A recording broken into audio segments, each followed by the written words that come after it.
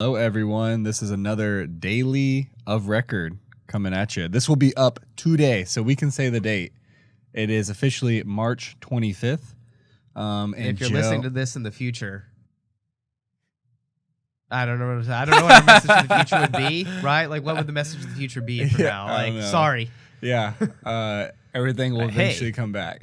Yeah, or not. Yeah, that's true. Let us know. Okay.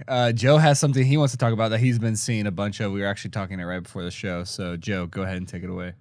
So one of the second order effects of this has been a dramatic fall in ad prices across nearly every platform over the course of the last 2 weeks. So for an example, CPMs, cost per 1,000 impressions on Facebook, we've seen those fall from routinely for some of the acquisition campaigns we were running at like $17, $18 per 1,000 impressions down to below 10. Some are at 7 now. So the last time Facebook was that cheap was 2015, early 2016. So it's caused by two things, right? Like people are spending way more time on the platform, coupled with advertisers pulling back their spends on the platform. So the way they work, Facebook and Google, they work in an auction system. So there's buyers who are bidding to show their ads to certain audiences, and if you have more supply of audience and less bidders, it causes the price to drop pretty dramatically, is what we've seen. So if you have the capital on hand, you have a business where demand isn't hurt by coronavirus, it is a really good time to get into Facebook or even Google. We've seen Google cost per click on keywords falling to a place they haven't been in 5 or 6 years. It's pretty, from an ad buyer's perspective, it's pretty amazing to see those costs go. Of course, that's coming at a high economic cost is why you're seeing it. Same reason gas prices are falling. But that's one of the major things that we've seen on the digital side out there. And is this like are larger companies pulling back, or is this like middle of the pack companies? Like who's actually pulling back their spends? So on Facebook, the base of Facebook is the business that's spending $50 to $100 a week. They're the local pizza place, the local retailer. Those are wiped out. Right. So you cut that base off immediately, and then you have getting into bigger buyers. And I've seen some research that like 40% of ad spend on Facebook is travel, airline, hotel, in-person events. So you cut that out, and you've taken a big piece of the market, double digits. So 30-40% of Facebook's ad revenue it's gone. How much is the food industry? That's a good question. I don't know the answer. What would be your assumption there? I mean, I bet food is, maybe 5 to 8% really? Of Facebook. Okay. Yeah. Restaurants the big restaurants don't tend to advertise as heavily on social media. There's a lot of case studies on, Facebook advertising and YouTube advertising where brands have pulled hard into that and then ended up going back to TV. Now, a lot of that in the brand space is because, the core customer of a Red Lobster or an Olive Garden or a Longhorn Steakhouse or a Texas Roadhouse is a TV watcher. Yeah, they're online, but that's still a core TV audience. Right. In the way, millennials and Gen Xers, younger Gen Xers tend to make buying decisions is, they're more likely to go to a local place. So, that's going to be a local mom and pop restaurant or a local chain. Okay. And so have you seen someone actually take a couple places? Yeah. The app, I think it's called Headspace. What's the app that does like online it's Headspace. Mental health counseling? Headspace. It's Headspace. Headspace. It's like the orange one with like the little circle. And they do online like mental health counseling. You can I didn't know you that. can do talk therapy. Yeah. So they've increased anything survival related. Right. Freeze dried foods, buying gold. Some old favorites from the recession have come storming back. So they've increased spends. This isn't a net loss for everyone because like there's some things that are surging in demand. Like one of the big demand pieces that I think is still people are starting to see but don't see how big it is what's going to happen with Amazon. Mm-hmm. So Amazon's in a place right now where the Trump bucks checks are going to get to your mailbox before the quarantine is lifted.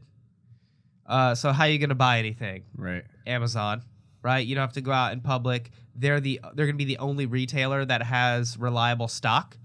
You can just place the order and they'll deliver it when it's ready. So I think Amazon's about to see a big spike, and they know this. That's why you saw the announcement that they're hiring 100,000 people. Holy smokes, I didn't see that. And what's interesting about this is this won't be Amazon sellers. This will be the stuff that Amazon corporate sells. And there's another piece going on here, which is for 30 years we've developed this supply chain called just-in-time delivery, just-in-time supply chain, which means retailers, and you worked at a retail store, you don't really keep a lot of things in the back anymore. Like when I was a little kid, you'd go to the store and my mom would be like, "Oh, do you have this in the back?" And the clerk would go in the back and like, "Oh yeah, we got one in the back." Retailers don't keep things in the back anymore. What you count on is this supply chain that usually starts in China, and then you want it to arrive at the store just in time, just when you need it. Like the last, box of cereal comes off the shelf, and the new box arrives in the back of the store, and you stock it, an hour later. Yep. Because the inventories cost money. It costs money to hold something in inventory. Well, very quickly, what is happening is there's only a handful of companies that can afford to hold big inventories. Costco, Walmart, Amazon. Of those companies, Amazon has by far the biggest inventory capacity that it can store at the lowest cost because it doesn't have to couple it with a retail space. Okay. So you're starting to see the economy change in a way that drastically favors Amazon's business model. I think we should do a whole Amazon thing on Friday. Cool. Or tomorrow or something, because I have questions of like, we talked about them like, this is the time they're going to kind of push out all their other competitors on their actual platform by going to these like essential items things that are all going to be stuff they manufacture in stock. So this is a story. Amazon said they're only going to deliver not Amazon essentials, but essential items, essential right? Items, Guess who gets to say what essential is? Yeah, they do. Amazon gets to say what essential is. So Amazon now has complete control over what you get delivered over the next 2 or 3 months. And we've talked about how they literally just have, all the brands you're buying on Amazon. When you look at those top brands, they're just, kind of copying those top brands like Birds, stuff like that on their platform to where they just have their own company name, but it's an Amazon product. Yeah, do you want me to finish on that first piece and then we can just record 10 minutes on Amazon? Yeah, let's do it. Make hay while the sun shines? Yeah, let's do it. What was the first piece? Oh, the ad stuff. So I'll finish the ad stuff and then we can... I think we just talk about action items. Like if you want to give action items to on these like low CPMs right now. So action items on low CPMs. So one of the big things is... a CPM drop also corresponds with an increase in organic reach. So if you're doing anything, if you've ever wanted to try out a creative idea you have, write a song and get famous, spoken word poetry, show off your crafting skills, whatever, now is the time. People are hungry for new content. They're going stir crazy. This is your time to shine. So first, organic content can really move right now more than it has been able to do in the past 5 or 6 years. Second, if you're running a business where the demand isn't heavily impacted by coronavirus, go in, put chips on the table, experiment, see what you can do. If it is any cheaper than this in the future, we're all in a lot of trouble because the economy's gotten real bad. Hopefully what this is an 8-week period where it's just a bonanza sale on ads and you can grow your business or grow your profile on that. The third thing is think about, let's say you're a business that doesn't sell something directly, but you do a service. How can you highlight the service you're providing in the community right now during the outbreak? Right? Maybe you offer, you do home cleaning or you do pet grooming or something like that. Think about what that looks like. One of the low-hanging fruits, if you're in if you have a service and you need something to get attention, is the frontline worker thank you, like sign our digital thank you card, or we're donating, X and Y to frontline workers. So frontline workers being retail clerks, truck drivers, utility linemen, nurses, doctors. You can kind of run down the list of everybody who's, an essential worker. Turns out essential is all the unglamorous stuff. Yeah, right. Yeah. I've actually saw a company, and we can end with this or whatever, but I saw a company that I follow, Origin, like Jocko's company.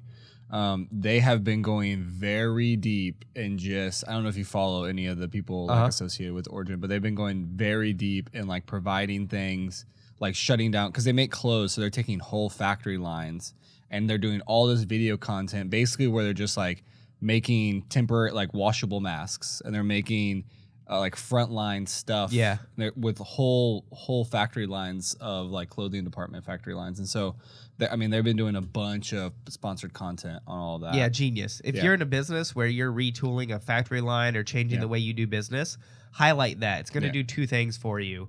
One is it's going to be, you'll be cited as innovative and forward looking, and then two is it's good PR, it's good content. Yeah.